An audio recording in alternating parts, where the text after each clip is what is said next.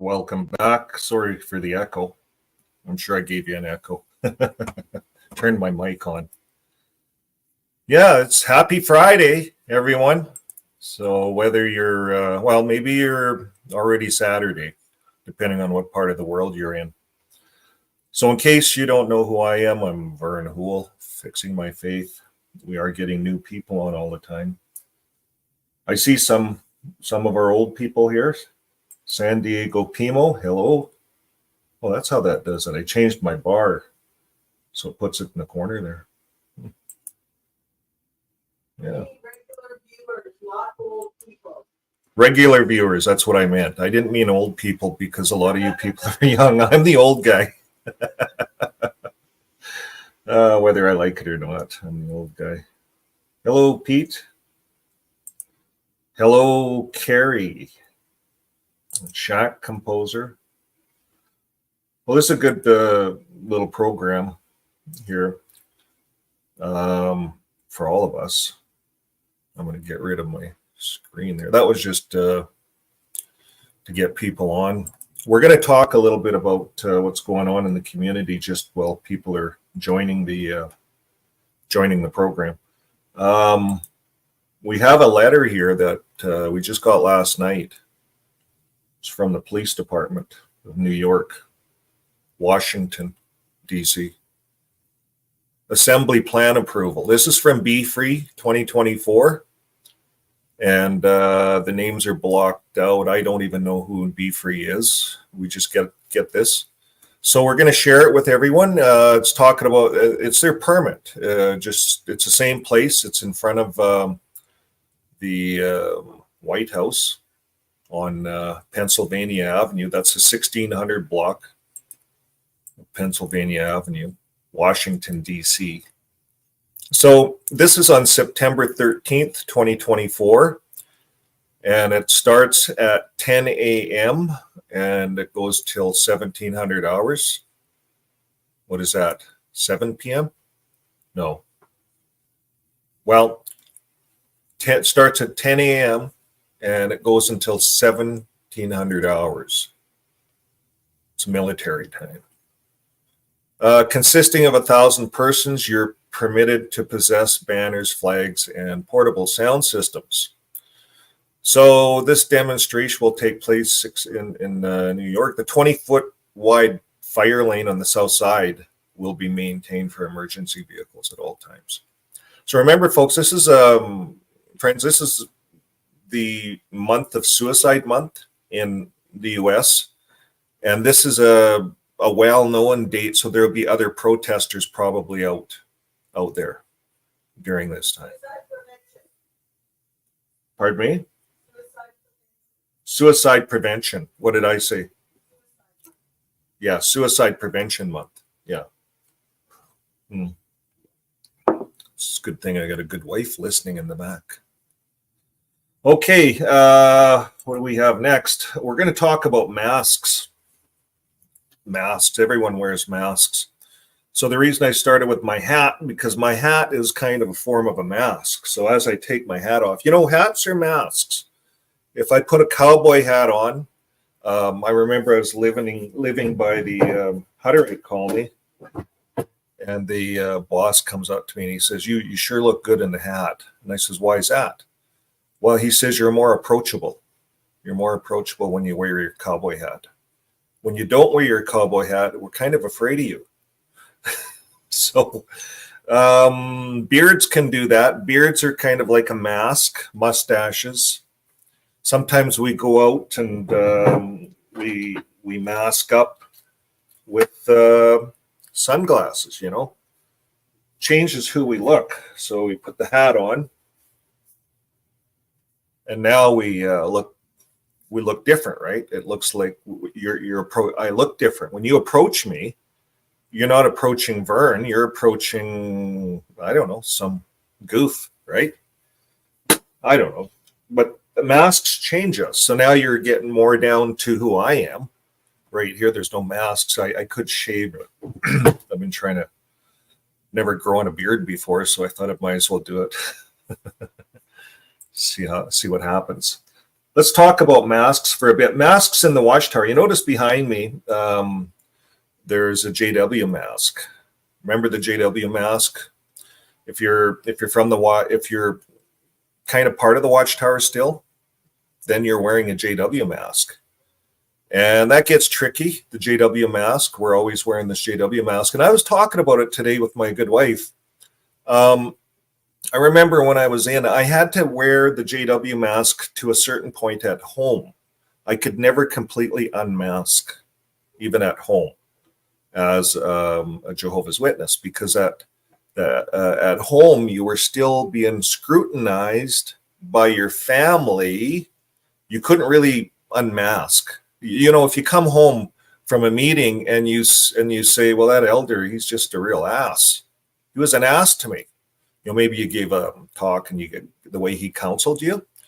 You know, we had one elder that used to be an ass. He was just an ass. Like, I don't know why they allowed him to be the guy that counseled people. And it turned out he, I believe, was the pedophile. So I nailed it. I went up to him in person and I said, you know what? You got to have a better approach. It's just not working for me. And so I quit doing talks. I just quit because I wasn't going to be counseled by an ass. Why put yourself through it? But I went to him first. He knows how I felt. And then I just quit. I told him, I'm not even going to do your parts. If you're going to be the counselor, I won't do them. I did that for a while. They took away privileges on me. So I did the same thing. That I was being who I was at the hall. I was being direct. And that got me in a lot of trouble. I didn't wear the JW mask. The JW mask says you respect elders. You never talk like that to an elder, no matter if they're a pedophile or whatever. You still treat them with respect. You see, you pull off the mask, bullshit. You see, that's at home, right? But you see, when you're a Jehovah's Witness and you go home, and if you pull the mask off and call bullshit on anything, you're reported on. I know you are, because I was. It led to the split. If I couldn't come home and express how I was feeling with my spouse, with my mate, about the tribulations in that corrupt, pharisaical congregation, if I couldn't do that, then what do I have? I don't have a marriage. You see, because you got to wear a mask. You got to come home and you got to bottle all that shit up inside you and you got to swallow it. And you got to wear the JW mask. So the guy behind me, what is it? That guy right there. That's the JW mask. You see the mask, the face? That's us. That we had to walk around with this solemn face. We all had this same face and we were JWs. You know, you'd go to the door. You'd never say, hey, how you doing? I'm Vern Hoole. Never. Hi, I'm one of Jehovah's Witnesses. Mask, you know, throw the mask on. You got the briefcase, the tie, the suit. No, that's all gone today. They're changing their mask. That's all they're doing. They're remasking. We're going to talk about this a little later on, how they're remasking. But we all wore the mask. The governing body behind me, hidden behind me, they're all wearing masks. They get in front of the audience, and Stephen Lett's eyeballs pop out of his head. His mouth explodes, and he stretches out the words. That's a mask, folks. That's all a mask. That's not who he is. If that's who he is, the guy has brain damage. He needs to be committed, because that's a mask. That's what it is. He's a different guy at home. He's a different guy in front of the governing body. That's another mask that these guys wear. Their wives are these guys are governing bodies. You know, imagine how it would be to be a wife of one of them guys, one of them types of people. It wouldn't be nice. Like, you get home and people do unmask. These guys are going to unmask in front of their families at home to a certain extent. And then there's the inside mask. So we're going to talk about all that. The GB9, yeah, they wear a mask together. So they have a certain look.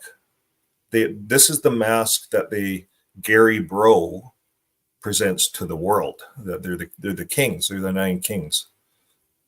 This is funny. Like the more I'm looking at this whole organization I come out of, it's amazing. Okay, and it's important that we talk about all these things because this is what we've all went through. For any of us online, some online, a lot online have never went through this. They're just curious to see what we went through. So we're documenting, we're making these videos, getting them out there. What are your 3 faces? Are you showing up as your true self? We're going to look at this. I'll put it on the screen here. Some good pictures, I guess, in this article.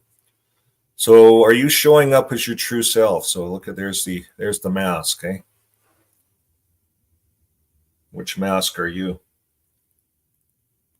What are your 3 faces? Are you showing up as your truest self? And the Japanese have a philosophy of 3 faces. It's an idea that we are not the same person at all times. Just going to go like this. Yeah, they say we're not the same person at all times. Furthermore, when social media distorts people too. So here we go. What does mask mean? The first face. Here's the first face. We looked at the 3 pictures there. It's one you show the world. That's your first face. The public image you portray. True or false? This is what people think about you. You do certain things to avoid being judged by society or having them look down on you. And this is where you want to be like your peers. And our social media presence gets cultivated here as well. So this here face that I'm presenting to you is my first face. That's what this article is saying. Now, the second face is, and if we're a Jehovah's Witness, we present our face differently. As a Jehovah's Witness, we put on the Jehovah's Witness glasses because with these glasses, you're only allowed to see, they're filters. You see, these are a filtered glass. I can't see the world as it is. I'm not allowed to. Inside my mind, when this goes on, I have my Jehovah's Witness glasses on. Automatically, my brain changes to the programming and the filters within the lenses of these glasses. So I'm only allowing myself to look at certain things as a Jehovah's Witness glasses when I drive down the street. Now, what I found interesting with these elders and ministerial servants, because that's who I tried to hang around with, and pioneers, you drive down the streets and there'd be a nice girl there and they would have a neck problem. Their necks would just turn, and all these guys got disfellowshipped, adultery, all of them, all the ones I'm talking about. So it's funny how they wore this filter, but they changed the lens so they allowed their brains to commit adultery, even though the religion says it's not allowed. Very strongly, these guys all left the religion, but they committed evil types of adultery, in my mind. And they deserve to be disfellowshipped. That's why we're not against disfellowshipping. Some people need it. But we're against how it's handled, how it's the length of times and all those kinds of things. And why are elders dealing with a lot of these things anyways? So, and child abuse. It's the children that are getting disfellowship that is being proclaimed. If you got some unruly adults sitting on your elder meetings that are adulterers and pedophiles, you got to disfellowship them, right? Once it becomes known, once you can't hide it. And I think there's lots of this going on. They hide within themselves. They hide around the 2-witness rule. But this is the Jehovah's Witness mask that these guys have learned to wear.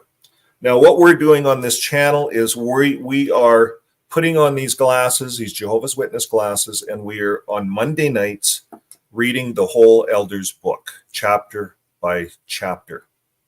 The hidden secret Elders book that was controlling everybody. So it's that Elders book. You see how complicated these masks are, folks? Once we put on the Jehovah's Witness mask, we are now under the scrutiny of the Elders book. That's the hat, maybe. but it's all masks. And we're under the scrutiny of that mask. It's secret. We don't know what's in it. We don't know it's how it's written. It's supposed to be the Loving Shepherding's book, but I guarantee it's not. It's only got love in it 5 times. So you take off the Elder's book, you take off the Jehovah's Witness glasses, and now you've got your authentic self. That, you see, the Jehovah's Witness adds another face to this all. So maybe the first face is the Jehovah's Witness face. That's the public face. You see, when you're a Jehovah's Witness and you go to work and there's a Christmas party, you got to put on the Jehovah's Witness face. You got to put on the glasses. You got to filter what you're seeing. You got to put on the hat. No, I can't attend it. It's Christmas. It's pagan. So yeah, the Jehovah's Witness face really changes you. Okay, so let's move on to the second face. Okay, the second face is the one you show with family and close friends. It's a truer version of who you might really be at your core. It's the face that changes the most as you shift from friend group to family. And this face can change as you grow from a child to an adult and as we face different challenges along the way. And your closest people see this, but it's not your whole true you, because you can still be judged by others with this second face. So do you see yourself with the second face when you come home? I see it, you know, when I'd come home as a Jehovah's Witness, I'd take off the elder, well, I was never an elder, so I didn't have that elder's hat to wear. And I'd take off those Jehovah's Witness glasses because these Jehovah's Witness glasses just filtered my tongue. It didn't stop what was going on in my head to a certain degree. I seen the hypocrisy. I'd look around. It disgusted me. And I'd come home and you take that stuff off.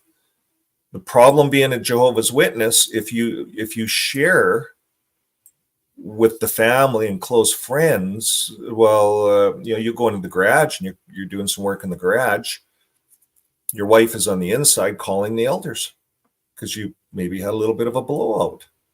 You're allowed to have a blowout. If you keep all that crap inside, you're going to have a nervous breakdown. People are dying in this religion because of keeping all this stuff inside. It's not healthy. Okay, so in my marriage now, I can see more of the second face where you can be yourself. I can talk to my wife, my good wife. I can talk to her about anything, and we work back and forth with good energy. What are we trying to accomplish? It's amazing.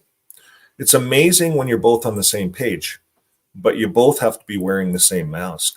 You see, most Jehovah's Witnesses take this first mask, they take it home.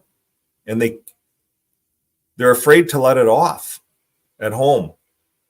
You know why? Because if they do, they'll get shunned. They can get pushed out of the flock, disfellowshipped even for speaking critically. It's called critical thinking. You see, and the elders are really spooked by this. If there's any whisper of critical thinking towards the elder body, they're on it. You got 2 elders at your doorstep like a hot potato. That's what happened to me. So we know how it works. On the outside, we know what's going on the inside of the Jehovah's Witness world because we were there once. I was there for 30 years, so I know a lot of things, what's going on and how all of these things are hidden by masks. Now, the third face that we wear is the one you never show anyone. That's your third face. It's your true essence. It's who you really are without the judgments of the world. And many people don't even get to this point in their lives. This is what I found was interesting. Many people don't even get to this place in their lives. You know, when I quit being a Jehovah's Witness, I didn't have to wear that Jehovah's Witness mask. It made my life a lot easier. And even if I didn't agree with things that, at the time, I'm not going to use Christmas as an excuse as one, but I don't know, astrology. Okay, I didn't agree with astrology. When I got out, it just didn't sit right with me, you know. Yeah, and you and I know why. It's all of the Bible stuff on astrology, right? You see, because the Jehovah's Witness had to make the Magi wicked. from Satan to make this work in their narrative. The Magi are not wicked. They were astrologers. They celebrated the first birthday party with Jesus. Jesus was born. They brought him 3 gifts. It was a birthday party. Angels were singing in the heavens, and shepherds came in. It was a big deal. There was I've never, like, I only read of that as we talk about history, the story, the Bible story. That's what it says. So when I got out, I allowed myself to look at astrology. What's astrology?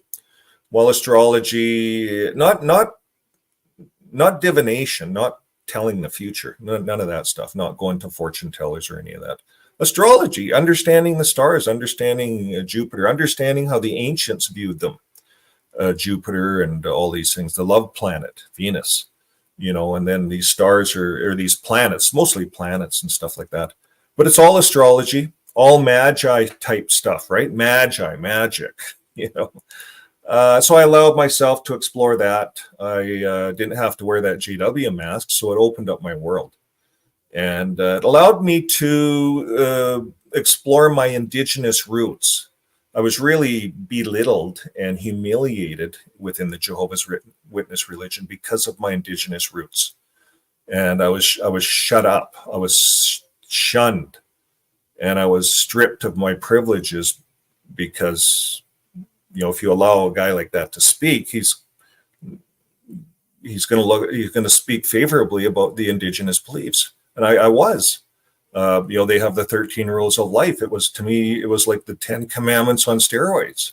And that was it. That's all you had. It's from birth to death, everything you need. And I'm going to do a video on that coming up, but it's amazing, some of the indigenous stuff. And I had to wear this mask. I had to hold this stuff inside. It had to be my third face, the one I'd never show anyone. Come home, I realized that there's too many judgments. So you can never show that face, right? So if you can get to the point where you can talk about all of this stuff, and that's why it's so important to talk, for those of you that have come out, it's important. So you're sharing your third face, the face that you've never shared. This face needs to be let out. Now, we're going to go on. This is what's interesting. You may be scared to see this face because we spend so much time in our masks. Do you ever look at yourself and invest in who you are? You have to ask yourself, how can anyone love me if I don't love myself? You ever think of that? When you look in the mirror, do you love the person you see? Do you love the guy or the gal that you see in the mirror? That's important. That's the first step. So we have to invest into who we are. We have to love ourselves. That's the first form of love. That's important. If you can't love yourself, it's hard to love others. So this is an important transition when we come out of the GW religion, because we're not taught to love ourselves. We're not taught to show any self-love. We're taught to love Jehovah. And what does that really mean? It's just words, just papers. It's a book. You see, when you say love yourself, that means something. That means that I should be getting enough rest. Number one, I should love my body to give it enough rest. And you see, as a Jehovah's Witness, we deprive our body of rests. Elders come home from elders meetings at midnight, 1 a.m. Then they got to go get up at 6 a.m. and go to work, put a full day in, concentrate. That's why elders are leaving. Elders are having suicidal problems, get disfellowshipped, commit suicide. They're forgotten. Once you're disfellowshipped, you're basically forgotten. But there's elders on the other side that I've known that have committed suicide because there was no help for them. They're still confused. They left. They had all this crap in them. You believe half of it. It's a trance. It's a little bit of work. So you got to love yourself. You got to get the stuff out of your head and start loving yourself. How do you love yourself? Well, it's different for all of us. My wife says, you don't have to do the dishes. And I said, don't take the dishes away from me. I love that. That's what I love, a part of what I love. So do things you love, and Well, should a guy be doing dishes? Well, that's kind of sissy, right? No, I like doing dishes. And the reason I like doing dishes, the water's flowing. There's a window there, a big window. I look out and I see trees and I see the horses grazing. There's 2 apple trees and I see the goats grazing. There's a lot going on. And then I see the cat come across and the dog, and pretty soon the dishes are done. It's a beautiful experience. Every day I do the dishes. Sometimes I enjoy it so much I do the dishes twice a day. And it's a good experience. And my wife, and I said, well, you do all the cooking. I don't like cooking. A little bit. I'll cook a little bit, but I'm not a good cook. But she's good with recipes and all those kinds of things. So you see, you can be yourself if you have a close companion, someone that you trust. And trust is 2 ways. Trust is big. No judgments. No judgments in the relationship. And this is where the third phase can be war at home. So we can take our home relationship from a second phase to a third phase. Imagine the power of your relationship. You see, some people don't even get to this point in their lives to even show that face to anybody. Imagine if you could show it lots, show your third face to the world. Could be powerful. Okay, let's move on. There's a lot to learn. Do you ever look at yourself and invest into who you are? Ask yourself, how can anyone love me if I don't love myself? When you're alone in this phase, you have to ask, how can I be confident in who I truly am? All successes and failures begin and end in this mask. It's an important mask. So my mask to the world, for as long as I can remember, and this is the article, the writer of the article, when it uses the word I, it's not me. So I'm just going to read it. It says, for as long as I can remember, I was told by my father, stop crying or I'll give you something to cry about. Emotions are weak and we can't show the world our weaknesses or the world will devour us. Consequently, I shut down the deeper feelings. I don't allow myself to process what they mean. Feelings become a burden to me. When I feel sad, I hear my father's voice in my head. I used to push the emotions deep down and show the world a brave, unaffected face. I pushed them down so far that I would drink. I'd drink too much. Maybe I would eat a whole cake in one sitting. In one of my 3 faces, I would show the strong, non-affected woman who has her shit together, which I can say now I rarely do. And for that same reason, I'd portray the badness at the bar, knowing there wasn't another soul in the place, more of a tough mother trucker than me. And that portrait was all on the outside. But what happens to you on the inside when you're all alone and bury who you are so deep that even you forget who you are sometimes? I'm sad to say it has taken most of my life to undo the idea that emotions are weak and to start working on dealing with the present and letting go of the past. It's still a painful process to sit with my feelings. I want to crawl out of my skin and flee, but I sit and swallow down every instinct in me to run and hide. And sometimes I even cry, though it still rarely happens in front of people. This makes me think about all the young ones on social media and what their future holds when the admiration fades. See all the faces? A lot of faces. We wear a lot of faces. There's an article that talks about 9 faces we wear. As a Jehovah's Witness, we certainly wear more than 3 faces. We wear that 4th face, that Jehovah's Witness face. So she goes on to say, I think of my own struggles. I watch my 2 girls, both love social media and are on it constantly, no matter how many roadblocks I put in their way. And I'm lucky because they both have a good, strong sense of self and love who they are.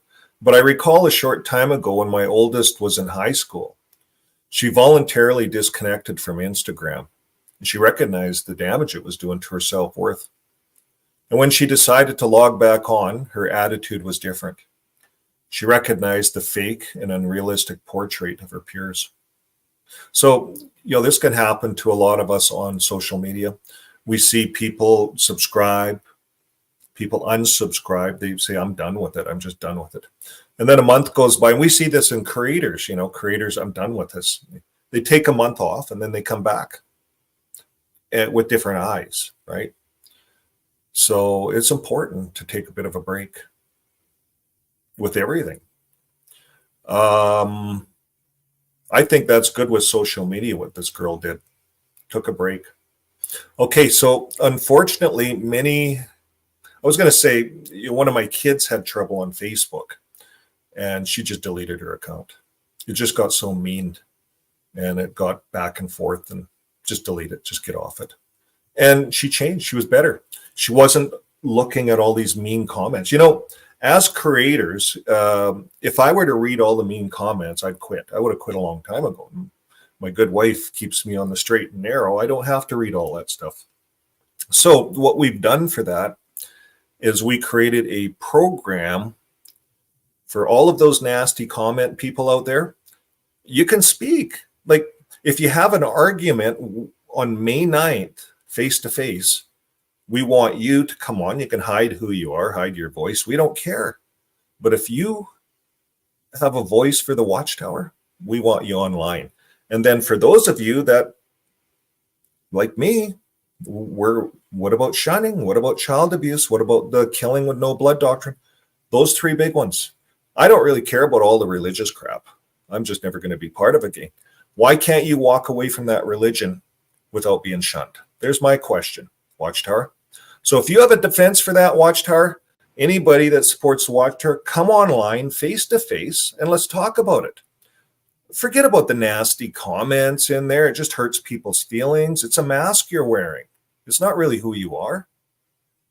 If you really believe in the Watchtower, come online and talk face to face. That's what we're doing on this program. So if you have nasty comments, I'm not reading them. Come on face to face, and then we'll talk about it. So it's damaging. Yeah. The internet, if you start reading all those nasty comments, it's damaging. There's a lot of nasty people out there. They're just poking at creators out there. We're on this side. We're doing, what we're doing is helping and making communities for the casualties coming out of that damn religion. That's what's happening. And they call it a religion, and it should not be called a religion. Until they make those changes, those three big changes, that religion is going to lose its charity status, and it's happening all over the earth. So that's where we're at. You want to talk about stuff like that? We welcome you on to talk about it. Unfortunately, many kids are not able to do the same. Throw away their cell phones for a week or a month or the summer, and the slow damage to their sense of self-worth begins to erode into who they really are. And some of the symptoms are the desire to stay in the spotlight. And if they aren't, they feel worthless and unimportant. They begin to feel like they have to always look perfect for the next great post. Validation from the online community. There's one. If you read all those comments and try to please everyone, it drives you nuts. It has become the most important thing in their lives, in an addiction in a sense. So it depends what you're doing. For me, this is a job. This is like working unassigned territory, special pioneering. I came out of that organization doing that. I'm still, and if I'm going to deal with this organization, I'm going to use that same zeal. Unassigned territory, open up new territory. That's what we're dealing with. We're helping people. This for us, we put a time limit on what we're doing. We're not doing this forever. We have a position here. The universe has granted us this position to be able to do this. I have done public speaking my whole life, business-wise, all over the world, and it's easy for me. Now, my vocabulary is not the best, but I have a good wife, so we get by. And this is what we're doing. But for people that are on social media every day, it cannot be healthy. If you, it cannot be healthy. Go for a walk the dog. We're going to talk about this. Okay, when you begin to seek approval from outside of you in your actions, it can lead to a low self-esteem. jealousy, eating disorders, to keep perfect image, and all sorts of addictions to unhealthy things. And this all sets up an unrealistic expectation of life and all the good that it has to offer. What can you do to combat all this craziness? The first step is to be mindful. Not one of my easy tasks, but look objectively at the images and the life that is being shown. Make a game of spotting the Photoshop. It's all around. And when you start to compare yourself, take a break, unplug, journal your feelings, and look at what you have, not what you don't have. Yeah, there's a lot. How much of this stuff online can we even trust? AI can generate voices now. AI can make movies, make people. We don't know what's real anymore. Why should we care about our three faces? After the last few years of work on myself, I've concluded that the three faces, the most important face, is the one we show ourselves. This is the place where all the rest of ourself comes from. This is the space where we feel our feelings, explore the meaning of life. Excuse me. Clear my throat.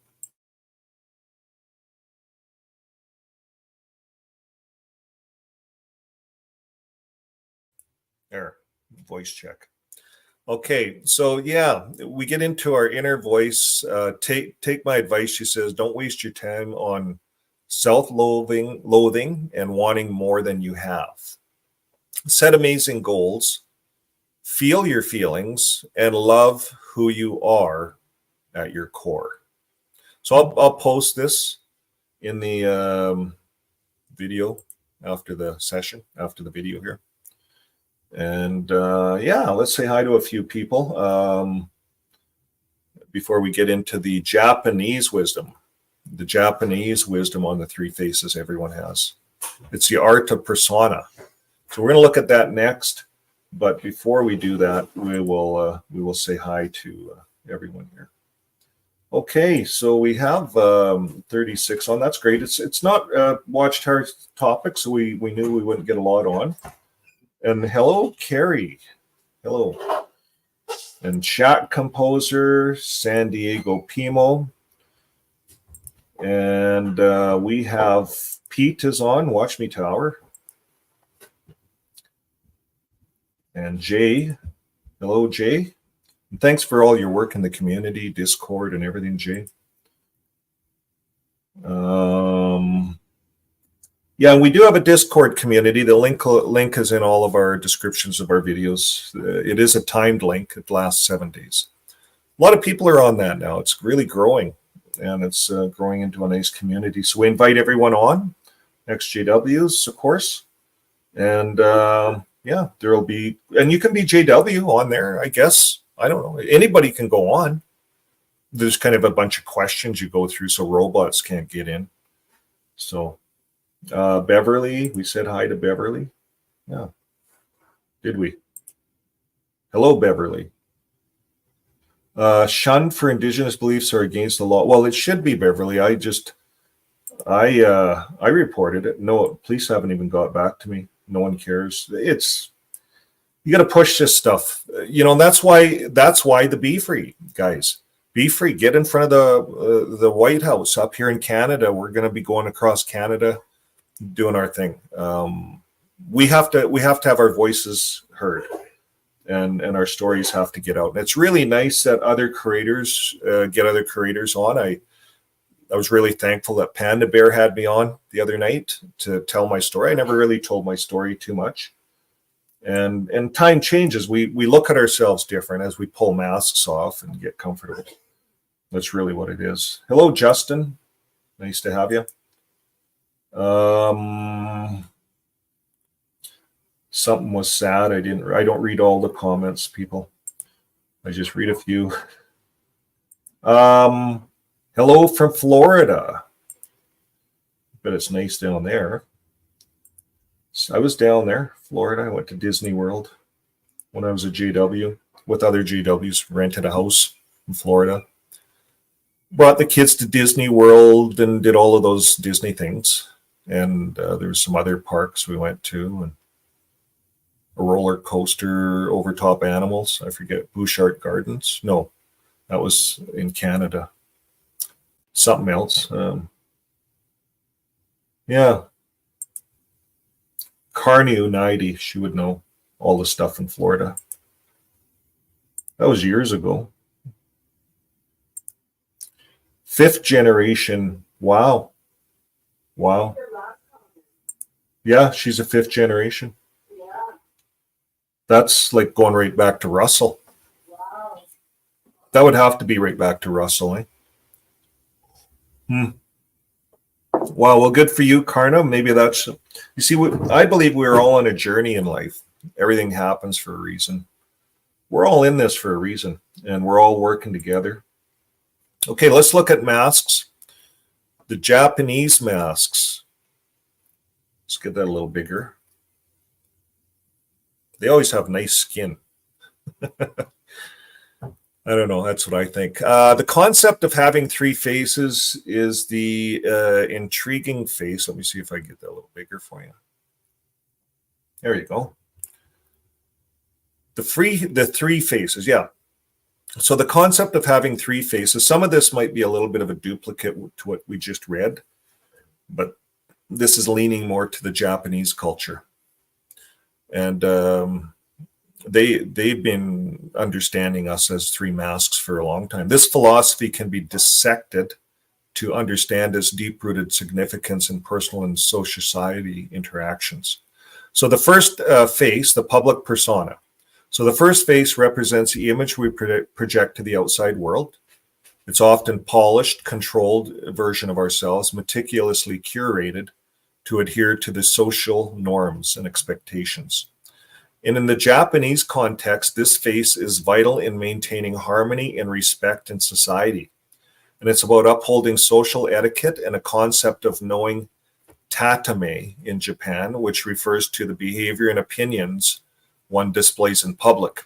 And this face is not necessarily inauthentic. Rather, it is a necessary adaptation to coexist peacefully in the community. So when we think of Japan and Jehovah's Witnesses moved in, and now all of this child abuse is coming out, this 2nd generation child abuse is coming out, Japan's right on this, because this totally violates their first face, their public persona as a country, to have reports of this happening, that Japan is actually paying charity status to a religion that hides and covers up abuse with children. You see, that doesn't fly in the face of Japan because it doesn't fit. See, countries, what we're looking at here, folks, is countries themselves put on masks. You see, governments have certain ways that they want their country run. And this could go back, way back to the beginning of time, that there's certain traditions. In our Western world, it's kind of a Christmas tradition every time of the year, but not all over the earth. Excuse me. Okay, the second face is one shown to close family and friends.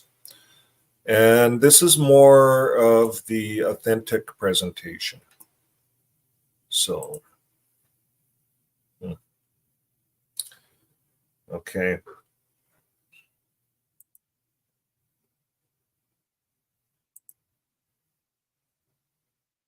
Couldn't see my mouse. Okay, this is more authentic. Okay, the second face, we kind of covered that. So it's the face we show our family and friends. It's more who we are. It's guarded, still guarded. And in this sphere, personal beliefs, fears, and joys are shared, but there's still a level of restraint. Now, personal beliefs, fears, and joys are shared, but there's still a level of restraint. And this face reflects the Japanese value of honi, meaning true feeling and desires. And it's a more genuine reflection of one's personality, yet it's not entirely unfiltered. And the Japanese culture, which often values group harmony over individual expression, might influence the extent to which this face is revealed even to those closest to us. It's very similar to the other article, which was more written to everyone. Now, the third face, the hidden core, is the one you never show anyone. It's perhaps the most fascinating. It represents our deepest, most genuine self, and this aspect of the personality is completely unguarded, free from influence of what the society expects or what family expects. And in the Japanese culture, where conformity and harmony are highly valued, this hidden face is often deeply private and it's seldom explored openly. So this face might encompass our deepest fears, unspoken dreams, or unconventional thoughts.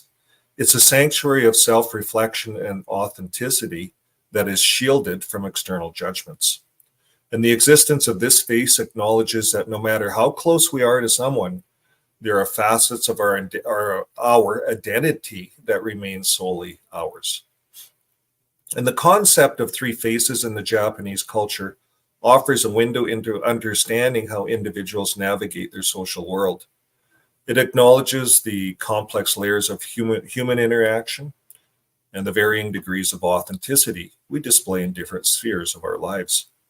This philosophy is not unique to Japan. It resonates universally, as we all wear different masks in various settings. So understanding and respecting these faces can lead to a deeper empathy and connection in our interaction with others. So that's the end of that article. So I would throw a question in there. Understanding and respecting these three faces can lead to deeper empathy and connection in our lives, in our interactions with others. So how can it do that? I'm going to ask you as the audience. How do you think it can do that? Well, understanding that we all have three faces, understanding when you look out there, you're looking at the person's face number one, the public image face. So you don't necessarily know that person. Now you understand this. And you understand now there's three levels. So this will help you in all your relationships you build, understanding these things. Work, if whatever, however you are, when you look at your boss or your boss looks at the employee, now you understand there's levels. And if you get to know the intimate level, that's a big thing. Okay, we're going to look at the next article, the health. And that's what I was mostly interested in, is the health part of it. What is masking and mental health? It's a thing. Okay, let's get into it. I'll blow this up. Masking refers to when an individual hides or suppresses symptoms, behaviors, or difficulties they're experiencing. So while it can happen intentionally, it often occurs unconsciously over time as an individual receives negative feedback for their authentic presentation. So while we may think of masking as neurodivergent behavior, particularly for autistic people or those with ADHD, people with various diagnoses masks for a variety of reasons. Learn how masking manifests for people with various mental health concerns and the problem it can cause and how to overcome this habit. Okay, number one, what is masking? Well, it's sometimes referred to as camouflaging, or occurs when someone attempts to hide their mental health symptoms in an effort to blend in with people around them. And they may copy other people's demeanor or actions or engage in compensatory behaviors. The goal of masking is to appear as though you are not experiencing mental health symptoms or struggling, even when this is not true. So here's one for all of you ex-Jehovah's Witnesses and Jehovah's Witnesses, if you happen to be watching. When you're watching a program on TV, does your mind tend to wander and then come back, and then you kind of lost track where everything is on TV, and then what happened? What did I miss? Like your mind just goes in and out. Do you ever have that problem? It could be something to do with filters and masking if you're experiencing that. I have, and I didn't realize I was doing that until my wife talked to me about it.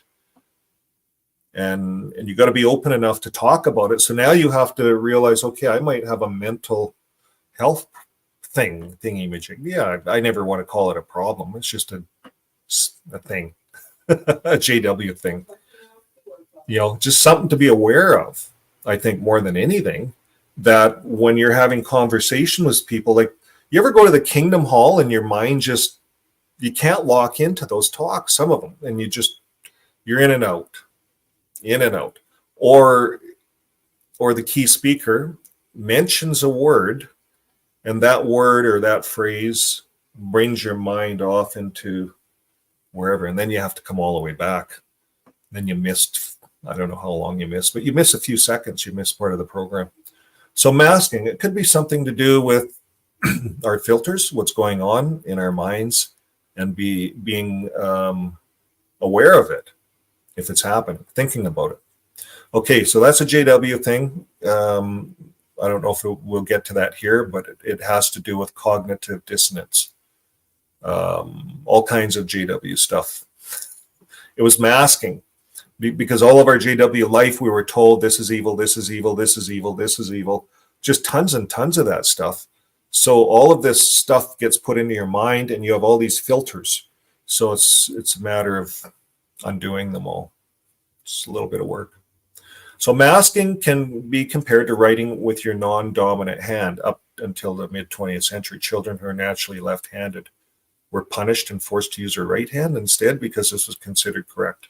I didn't know that. My brother was left-handed. They say left-handed people are talented in other ways that right-handed people are not. Now, these children grew up into adults who used their right hand, even though this is not what came natural to them. They were forced to mask which hand they favored, and even if they learned to write this way, it took extra effort to learn and to maintain. And neurodivergent children and those with mental health issues learn to present in a way they think adults consider correct. Much like writing with their non-dominant hand, while they might be able to look convincingly like neurotypical peers, but the acts take additional effort and resources to pull it off. So for me, I can only use my example. I'm watching a program. I will try to follow it. I have to consciously try to follow it because my mind keeps drifting. Because my wife is over there and she's going to ask me, "Are you drifting again?" I don't want to be viewed that way. So it takes more work. It's like writing with my left hand. It takes more work to concentrate, to follow along, and when my mind wants to drift, to say, "Hey, get back here. We're watching the show." And so, that's just a small example. Now, what does masking look like? Masking can be present in different ways, all of which can be stressful, require the individual to suppress or hide who they really are to fit in. You ever felt like that? Well, if you're a Jehovah's Witness, if you're a ex-Jehovah's Witness, as a child going to school, you want to fit in at school, but holy smokes, you're a JW. You're told you got to put on this mask. You can't color the Christmas tree. You can't color the pumpkin at Halloween. You can't do any of that. You have to put on a mask. And those kids, and you see, this is the child abuse. This is what we're fighting. Children do not need to be subjected to cult indoctrination and bring that to school. And that's one of the big ones. We're calling that child abuse. Japan is nailing it as child abuse. Making children go door to door, listen, obey, be blessed. That's garbage. That's brainwashing. And my tax money's paying that charity. That's got to stop. That's the attitude we have to have. It's not. These children are wearing masks. They're not being their authentic self as a child. So no. Behavioral masking. This can mean hiding, fidgeting, or stimming behaviors. Fidgeting, you fidget.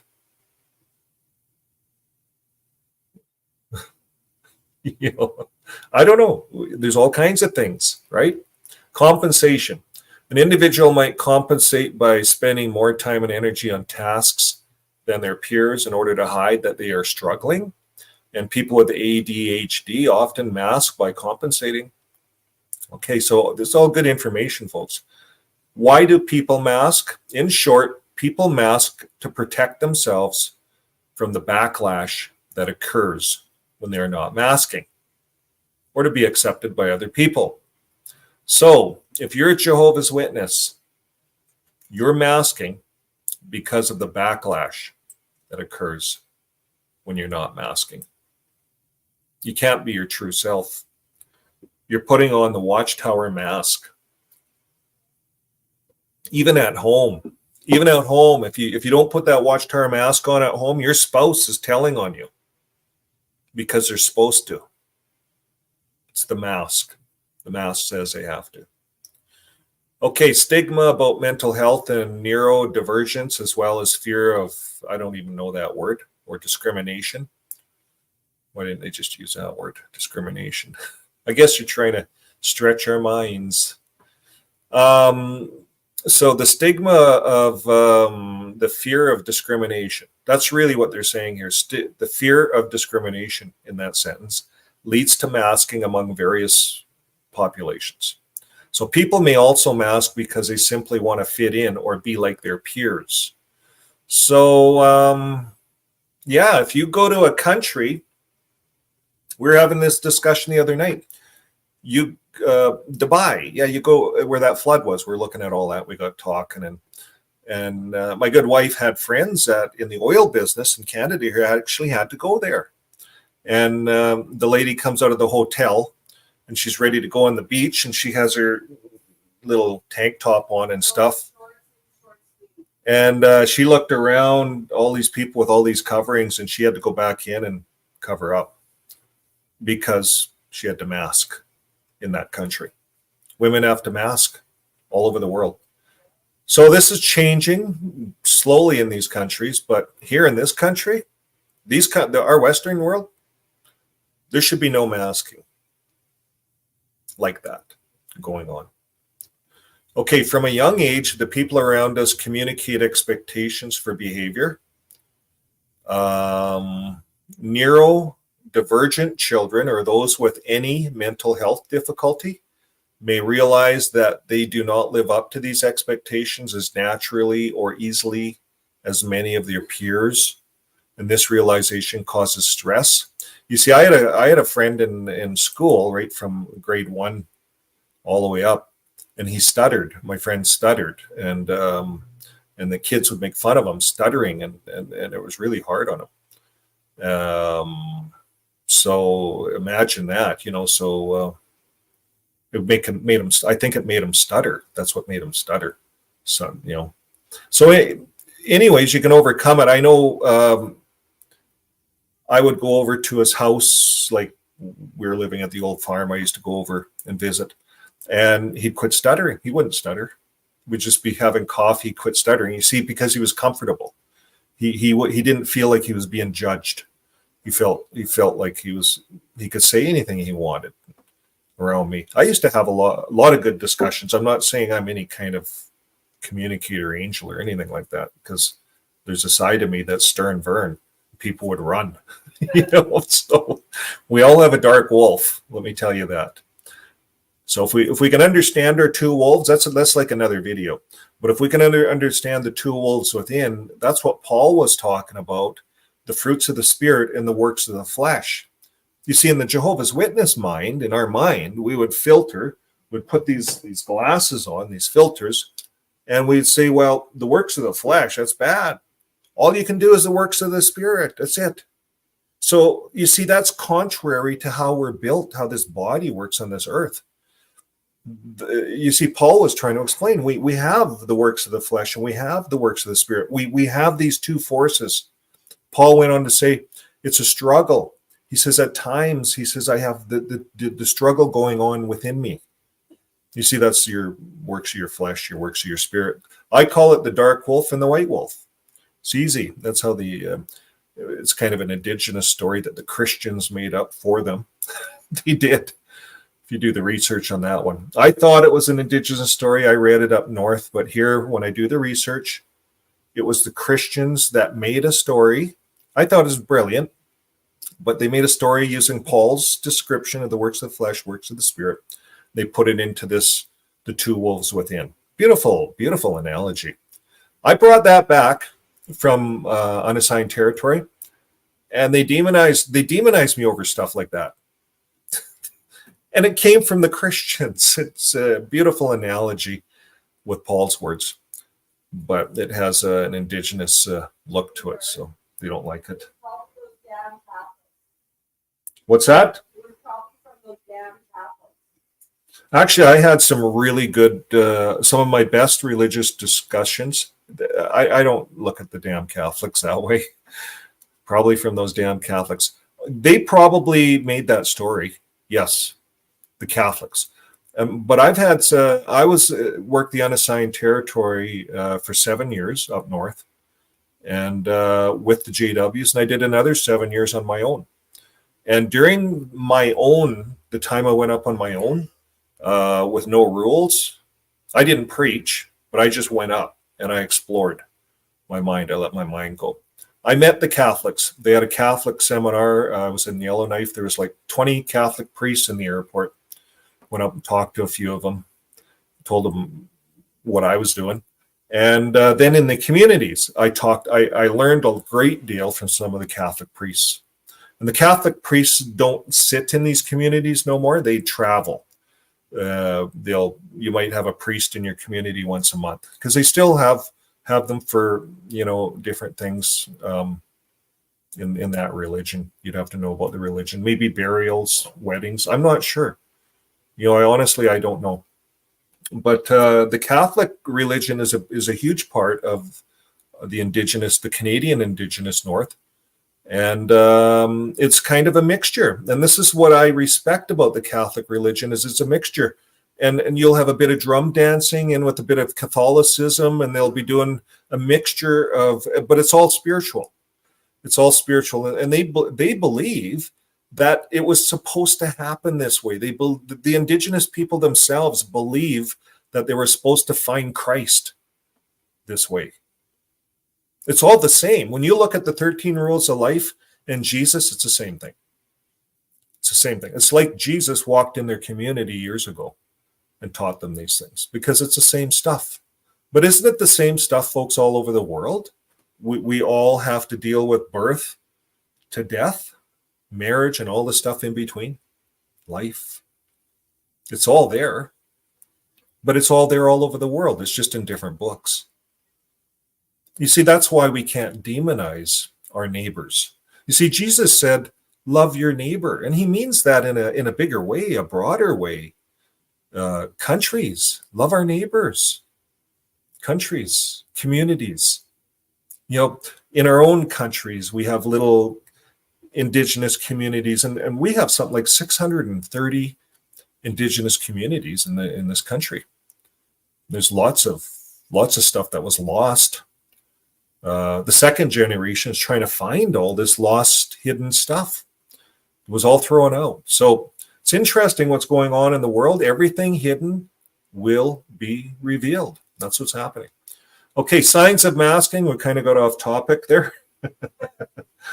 Someone mentioned something, Indigenous. Signs of masking. Since masking can only occur unconsciously, did you know that? It's unconscious. It's part of our psyche, this masking. We don't consciously put on masks. It happens automatically. You might not realize that you are doing it or the impact it's having on your mental health. It takes time to realize that you're masking and to unlearn the behavior. So masking isn't necessarily healthy, friends. So if you notice that you tend to look to others before deciding what to do in various situations, you might be masking by mimicking their behavior. And let's talk about this. This is a very important one for Jehovah's Witnesses that sign blood cards. Because when you're signing your blood cards, you're masking and you're mimicking your neighbors. You don't want to die, but you think it's proper to die because everyone around you thinks it's proper to die. Bullshit. I call bullshit. No one wants to die. And there's nothing in the Bible that says you have to die, because Jesus says life over death. He says you break laws. If your child falls in the well on the Sabbath, you'd get your child out. It's life over death. And then Paul said it's conscientious anyway. So when you go in the meat market, it's conscientious. If it's the meat strangled, it's conscientious. Now, obviously, you're not going to buy it and feed it to a Jew. You know, that's what it is. It's a conscientious matter. So masking, that people sign their blood cards, they're masking, mimicking. If you do not feel like these choices come natural to you and you instead try to copy what you see, you might be masking. Going door to door. How many of you out there found it natural to go door to door? I didn't find it natural. It was challenging.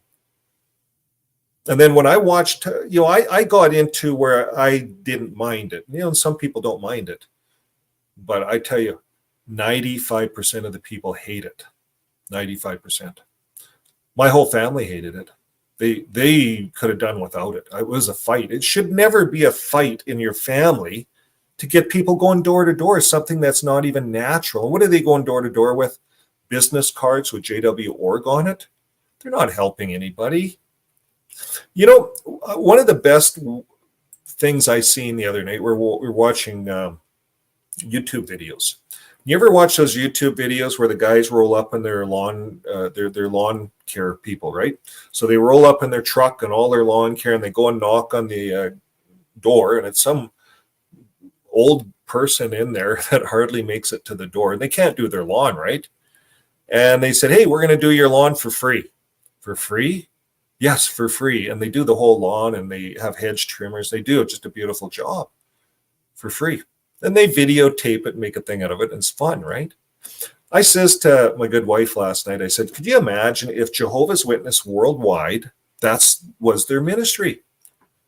In different ways, maybe different things around the neighborhood. Maybe some old person needs their house painted. So all the Jehovah's Witnesses get together and do that.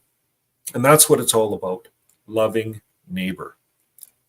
And that's what the religion, you see, if it changed, it would change the religion. Throw away all that door-to-door work, all that time they spend going door-to-door, and have a program and go out there and help people. I thought it was brilliant. Anyways, if you find that you suppress certain body movements because you're worried that they will look strange to people or people will comment on them, you may be masking your behavior in order to fit in if you suppress certain body movements. So maybe you scratch your head. I can't scratch my head. You guys are going to think I have an itchy head. I don't know. That doesn't hurt. You know what happened there? I had someone in the comments ask about this. You won't see that in my old pictures. I gained that on my new pictures because we had a little barn. It was just 4 feet tall. You had to bend down every time to go inside. Because I wasn't cognitively present for that whole time of my life, I recognize that now. It was just, my mind was always drifting. And I'd be out doing chores and I'd just forget to bend down far enough, and I'd bang my head into that door jamb every time. And pretty soon it made this mark. I did it that many times. And I'd swear and stuff like that. But then after a while, I started being present. I had to be present or I was going to bash my head into that thing again. We can get ourselves into trouble if we're not cognitively present. If we're going to work and we're thinking about the Watchtower, if you're an elder and you're in an elders meeting until 1 a.m, you come home and you have to get up at 6 a.m. and go to work all day, what are you thinking about? You're thinking about that elders meeting. You're not present. There's no way you can give your employer a proper day's work. In fact, if you're a construction worker or something like that, you could be a hindrance. You could cause people their lives, perhaps, if you're not present. It's serious. This is a serious health issue. Okay, so you may feel exhausted after social engagements, like you need to spend time alone in order to decompress and feel like yourself. This might be a sign that you're masking in those settings. So if you're in a social setting and it's a lot of work for you, and you come home and you're just beat and you don't know why, it's because you're probably masking. You're probably in a social circle that, I know in a religious social circle, like even online, when you get online, first of all, you're always looking to see if what does everyone believe? Wonder what all these XJWs believe. I wondered what everyone believed for a bit. And then I started looking, and I started shutting it off. I found a lot of people who went atheist. I thought, I believe that there's something out there. I don't disbelieve in spirituality, but how could you not believe in something? But you see, that doesn't matter. You see, that's judging, right? Everyone's different. There's what, 6, 7, 8 billion people on Earth. We're all different. We all were raised differently, different conditions. So we can't judge anybody for beliefs, but we are wired to believe. So even someone that says they're atheist, they're wired to believe, and they believe in something. So it's not that people don't believe. People come out of the religion, they say, well, I just don't believe in the Bible anymore because it just doesn't seem right. You know, you got Jehovah killing people on one end of the Bible, and on this end of the Bible, you have Jesus healing people. So which is it? And then you have Satan and Jehovah in heaven having a bet. And I bet you if Job is faithful, I bet you. And Satan says, I don't think so. Take everything away and he'll spit in your face. And Jehovah says, I bet you he won't. And Satan says, I bet you he will. And all these angels are up there watching this bet. Like, do you really think that happened, folks? Come on. I think it's just stories. Honestly, there's lots of stories. It's interesting, though. You start looking at these stories, you know, the angels having a bet in heaven, and yet you got to die faithful till you have boils and the peeling your boils off, and your wife says, curse God and die, and no, die faithful. You got to go to that Russian prison, and you just got to sit in there and die faithful because what? Sanderson says you have to, but he doesn't have his ass in prison. No. You see, all the early apostles, they went to prison. The writers of the Bible went to prison. But those Watchtower 9 kings, they're living in a castle. They're not going to prison. You guys will go to prison for them. They're very careful. But anyways, they're wearing masks, these guys. Okay, the impact of masking. Masking has been shown to increase mental health issues, stress, for autistic people in particular. So be careful, you know, if you're around autistic people, we want to think about this stuff. Long-term masking increases the risk of suicidal thoughts and behaviors. So long-term masking. And, you know, they say Jehovah's Witness, like these cult religions, this is all masking, folks. All masking. Anybody that's been a Jehovah's Witness can understand this. It's easy. It's clear. Wearing a mask all the time, it leads to burnout, especially in autistic people. Behaving in ways that do not come naturally over a long enough period of time wears a person out. It's unsustainable. So in addition to mental health concerns of masking, individuals who mask may struggle to receive appropriate support for their difficulties, because they do not show symptoms in a way that others can recognize. Masking can prevent people from receiving an accurate diagnosis, as professionals do not recognize masked traits. So that's why it's good with family to be involved. And you get old elderly people that start forgetting. Dementia starts to set in, and so they look at this, right? You got to look at this. Even if behavior or traits being masked does not harm the individual, someone else, or cause irreparable damage, masking can still cause more harm than good. So there you have it. Masking is not a good thing, folks. Unmasking. So now this is probably the most important part of the program is unmasking. As you begin to recognize your masking behaviors, you might not feel comfortable or safe fully unmasking in every situation. Stigma and discrimination are valid concerns, and everyone is sometimes in a setting where they cannot fully be their authentic self. For example, many people have a work face. So At the same time, learning who you are and how you behave when you are unmasked can help you recognize when it's safe to unmask. Find spaces where you feel safe unmasking and try out different social interaction styles or stimming behaviors. And as you get to know your authentic self, you might feel less burned out or worn down by masking. So this is really important for this community, XJWs, because everyone's masking. You see it with a lot of creators. Probably 50% of the creators are masking online. They're XJWs, but they can't show their face. They can't show who they really are. Some may even use voice changers so that no one can recognize their voice online. That's how much masking is going. A lot of work, right? It's just easy to come online and talk to people, but you see, not everyone can.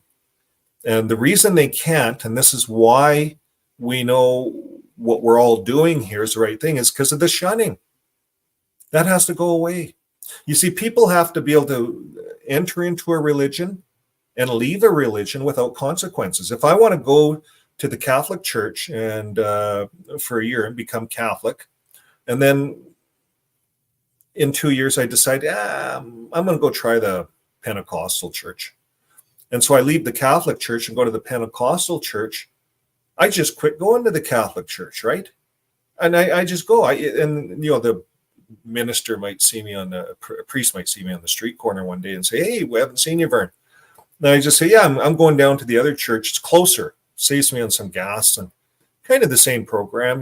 They're a little bit more born again, but it's all the same stuff, all Jesus stuff, right?" And the priest is going to shake my hand and say, "Yeah, well, great on you. Good for you." You see, those Catholic priests are people. They're not like a JW. None of these most of these religions are not, unless you're a Mormon maybe, or a Hutterite, or one of these really, ones that really, really shun you and disfellowship you. Mormons, I don't know if they do as much, but they do. You got a mask, but you should be able to go into any religion you want. And all those people you met at the Catholic Church, you're at the Pentecostal Church, you see them downtown, whatever. Everyone talks to everyone. And no one's sitting at the coffee shop comparing religious notes. It's kind of private stuff. It's God stuff. You might not. But Jehovah's Witnesses, you go down to the coffee shop with the Jehovah's Witness, you're sitting there, Jehovah's Witnesses, you're just waiting. When's he going to bring up the Watchtower? When's he going to bring up the Watchtower? And sure enough, he brings up the Watchtower because he's wearing his damn mask. He's a Jehovah's Witness. So how he identifies himself, him or her. And they're going to bring it up. Try to get you to here's our JW org card. It's just such a mask. So it's hard. It's not good. It's causing suicide. People are not being their authentic self, wearing a religion's mask. You see, I don't believe a Catholic or a Protestant wears masks, so to speak. They don't have, the religion is just something they do on Sunday. It's if they decide to. It's not a thing. But with the JW, it's a problem, a huge problem. And it's a psychological problem. And this is why there's so many suicides. There's problems. Now, you might not feel comfortable safely unmasking in every situation. So we see that on the XJW community side, there's the community is growing, and more people are unmasking. Who was it? The one creator, Caleb, he unmasked, showed himself. Panda Tower, he unmasked, not fully, but he's unmasking. It's all part of feeling comfortable. So the more people on this side of the fence that are speaking up, they can call us all kinds of names. It doesn't matter anymore. Those are all masks, and they don't work on us. They can call us apostate. They can call us whatever. The main thing is that we're not in a cult. You want to call names. It's a cult. We were in a cult. Now, instead of saying they're in a cult, I was once in that cult. You see, it changes how that sentence is, right? I was once in that cult. I was in it for 30 years. I'm not talking about them. If they want to come out, maybe they feel safe in there, but it's not good. They're masking. It's really not a good thing to be in. Well, that brings an end to our program, folks. I thought it was some interesting discussions on masking, and it's something we have to think about. So I hope it was some value to you. Beverly said, she says, I was enslaved all too often. Yeah. It is enslavement. Yeah. True freedom, if not compatible to slavery. Yeah, you're right, Gabby. Yeah, it's as a Jehovah's Witness, I thought it's an applicable subject. Like the masking that went on when I was a Jehovah's Witness. Like it's just everywhere. You're trying to fit in. I remember, I know you're always trying to push the Watchtower. Push the Watchtower. We're not really pushing, we pretend to push the Bible, but we're really pushing the Watchtower. You see, if we were just pushing the Bible, we don't belong. Now you get out of the religion, you can just push the Bible. You don't belong to a religion. You're not pushing anything else. You're pushing Jesus' way. Like you start looking at these things and you start saying, well, wow. I kind of like how Jesus did things. That's a good, I like all his metaphors, all his Mount of Olives stuff. I do. I like, and I studied it for so many years, but that's what I'm picking. Okay, here's the greatest man that ever lived. That's Jesus, right? I'm going to follow that guy. And guess what Jesus does, love of neighbor, it fits in all over the world. It fits in with Buddhism. It fits in with all of these other cultures. They have love of neighbor also within their religions. The indigenous people up north, it's a huge love of neighbor. It's really understanding your neighbor. Understanding your neighbor to the point that you know what's going on in their life by looking at them. Without even saying a word, you know what's going on. That's how well they know each other in those communities. Without spoken words. You see, in a family, we can get to know one another to that level. We read body language in a family. In a congregation, you get to read people's body language and you know what's going on without a spoken word. So it's interesting. But that's another topic for another day. Any other comments that we want to put online? Anybody else here? Anything? Who just got here? Emmerich, going to the meetings as a PMO.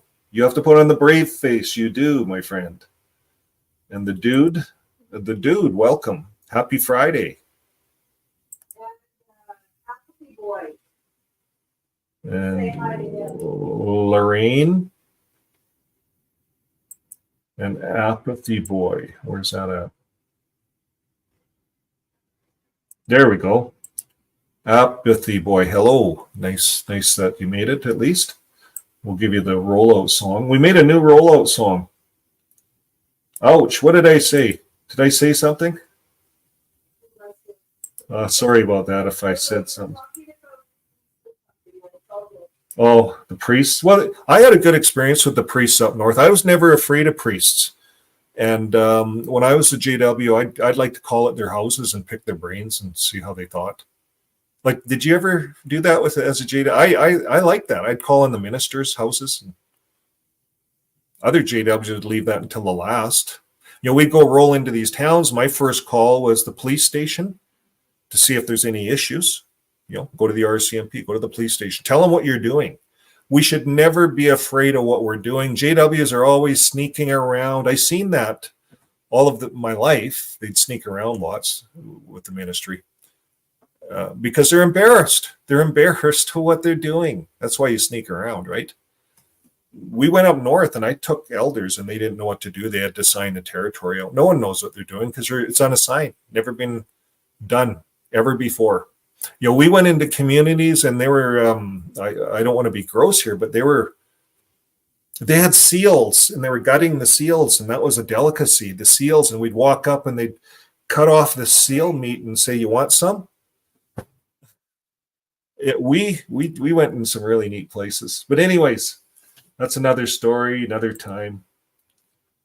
Karna, I love hearing your other half voice in the background. You guys are sweet. It is.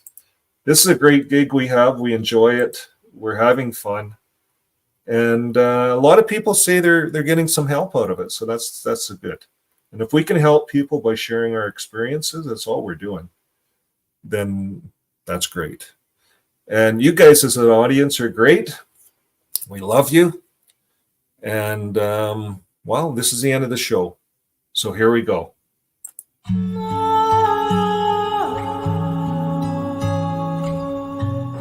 Oh, remember, live your life with love. See you later.